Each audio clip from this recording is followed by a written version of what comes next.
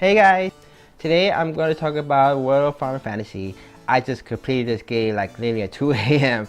on the day of picking up Final Fantasy 15 in, I don't know, technically I'm going to pick it up soon because the midnight release and I just can't wait to play that game. So I'm going to talk about, everything that's happened in the game. Of course, I'm going to talk about the story, the gameplay, the good and the bad parts about playing this game, and also how you guys should, able to play this game as well.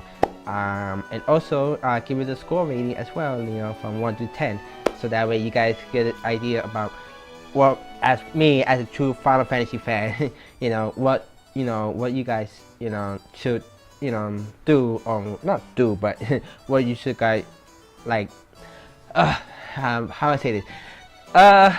There's so much stuff I gotta say because there's so much stuff going on. I'm picking up 15 and this game is so good.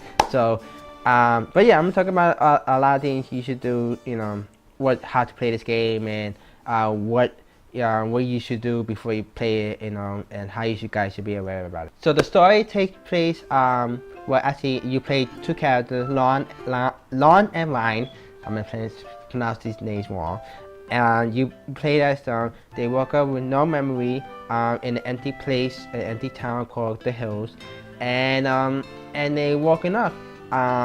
They also are Mirage Keepers, which they don't know about it because they were walking by a mysterious girl named Anna Crow, which they didn't know they've been walking by her.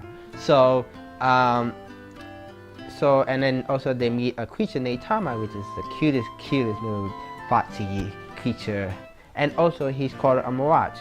Well, the Mirage is similar to Pokemon, but you raise them your own. So, and they talk, so it's like Pokemon, Digimon, Monster Rancher type of thing, which is kind of cool. But yeah, so this game is, so yeah, they had to, not this game, so back to the story, so they had to go to a place, a world called Grimoire, which is the world of Final Fantasy. And they had to collect the Mirages in order to gain memory back, and also to find their parents, who also the Mirage Keepers as well, so that way they can know their history, or why they lost their memories, just, etc, etc, I don't want to give too much away because I would like you guys to play it.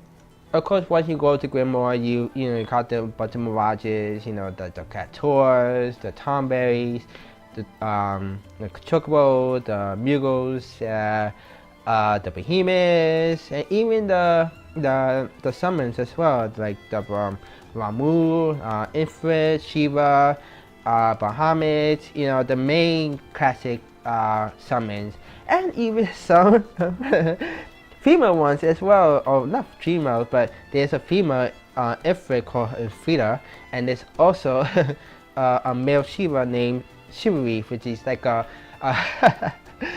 Kamen Rider Power Ranger type of person, which I'm really going to cosplay him. I don't know. He's just so like, if you guys like see his videos or play him or hear him like how he talks, he's all like, all right, let's go, like it's Buffet time or something like that. He's so hilarious. And then also there's Ramu granddaughter named Ramel, whatever her name is.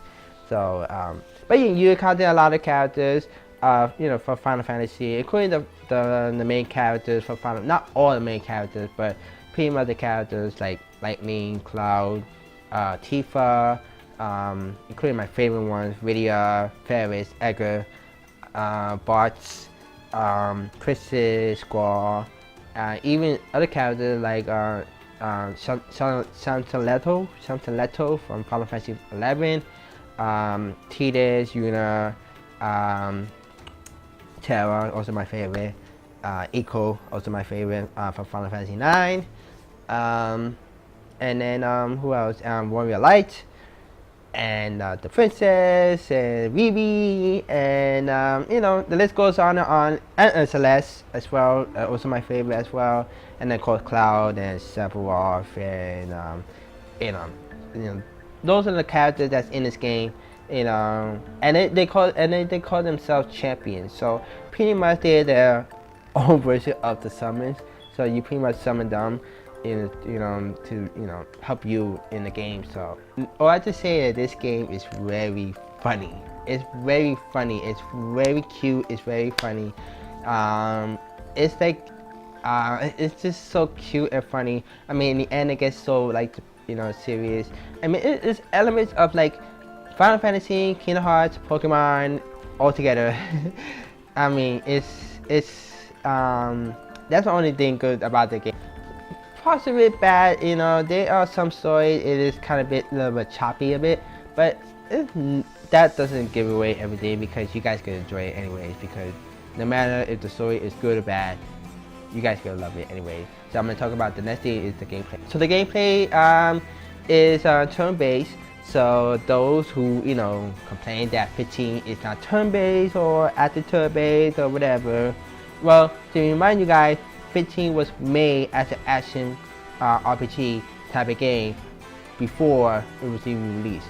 It was made 10 years ago like that. So like it's similar to Kingdom Hearts, it's the same thing. So maybe when 16 comes, Final Fantasy 16, we could get some, maybe we get back with the acting turn-based. But we'll see what happens. But back to the gameplay. The gameplay is turn-based with a little twist on the end. So with your main characters, once like I said, this game is like Pokemon. So the only way to level up or to be stronger, you must collect mirages. So it doesn't matter who is strong or not. So you need to collect them in order to become stronger.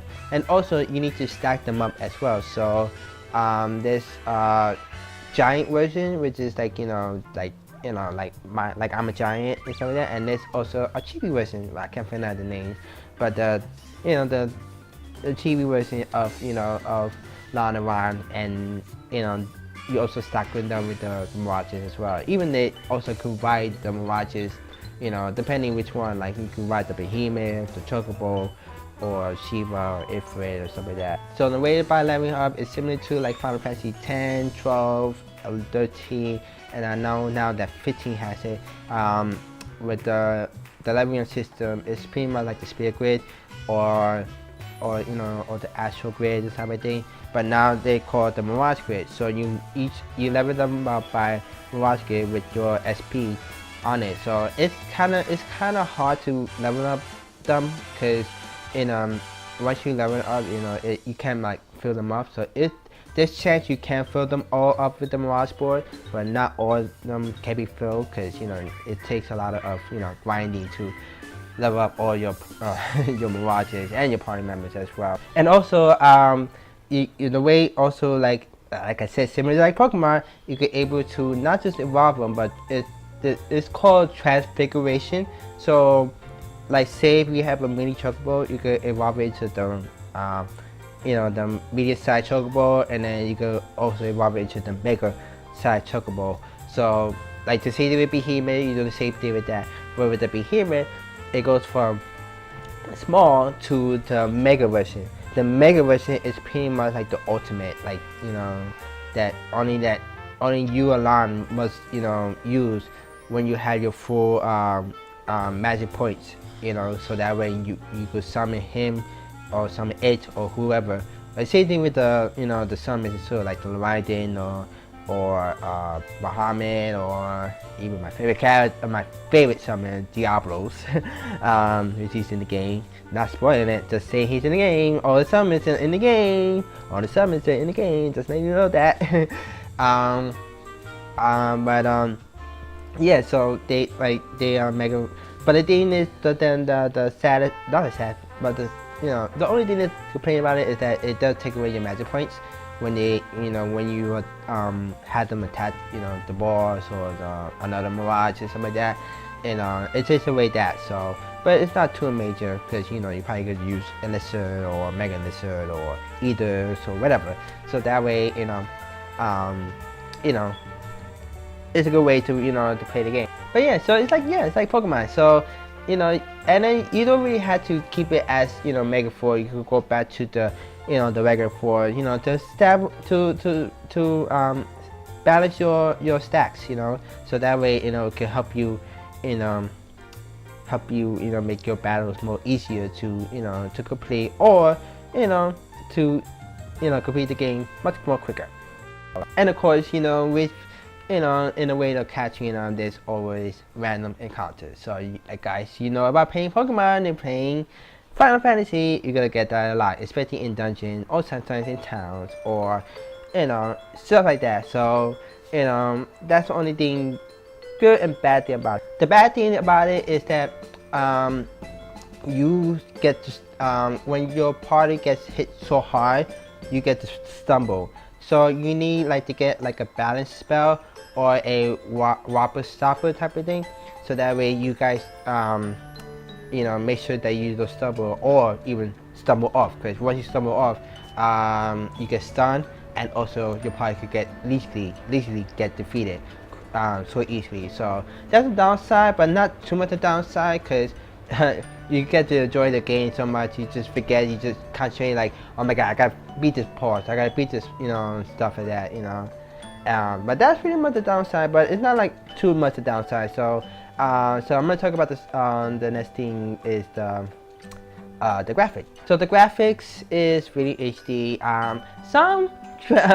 This is weird. The way how it opens, it kind of reminds me like an anime, which is kind of cool. And the ending is kind of anime, which is kind of cool. So it's like two things. It's like they make an anime version of the world of Final Fantasy. So I would give it a bet if they want to make an anime series out of this game, I would definitely watch it, because it is so funny, it is so cute, and Square, you need to make some more anime, because you guys did great with the Brotherhood series. You have made Unlimited and I forgot the something with the crystal based on Final Fantasy 5. You guys, you need to make more anime. I think you should make more World of Final Fantasy anime, because I would like to see that as an anime, but but the graphics is so good, so high definition, and it's just so great. Nothing to complain about that. And the composer of the music, the soundtrack, is composed by Masashi Hamauzu. I can't pronounce his last name. He's a composer who did 13. I think he did the 10 HD remake, and I think he's doing the 12 remakes as well. And not remake, the HD, and he also did, I think, the Dissidia and other, and the Dissidia and other Final Fantasy game. But yeah, he composed this game, and it sounds so beautiful, nothing too dramatic, and he does a lot of remixes of the Final Fantasy songs that we know about, that we all love. So overall, I love this game. I really do love this game. It's a fun game. It's kind of long though.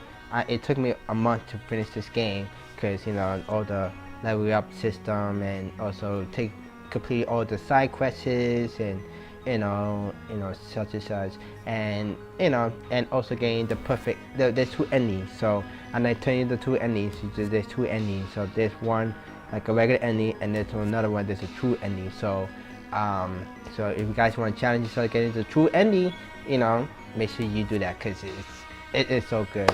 So but yeah, there's nothing much bad part about this game. Just a few bad parts, but other than that, I love this game.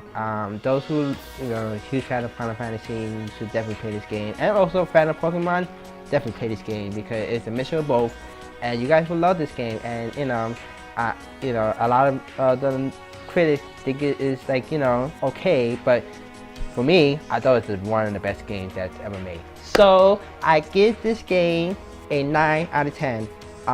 It is one of the a great game to play.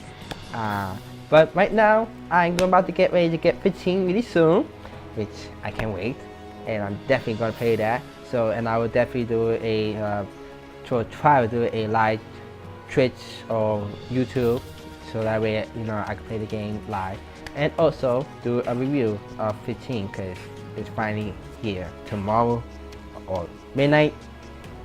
It's finally here. So what do you guys think about World of Final Fantasy? You guys like it? You guys hate it? Give it a like, or not dislike, but give it more likes, and also subscribe. because of the videos, reviews, music, gaming, cosplay, and this, that. So anyway, guys, I'm about to get ready to go get 15. So I see you. Bye.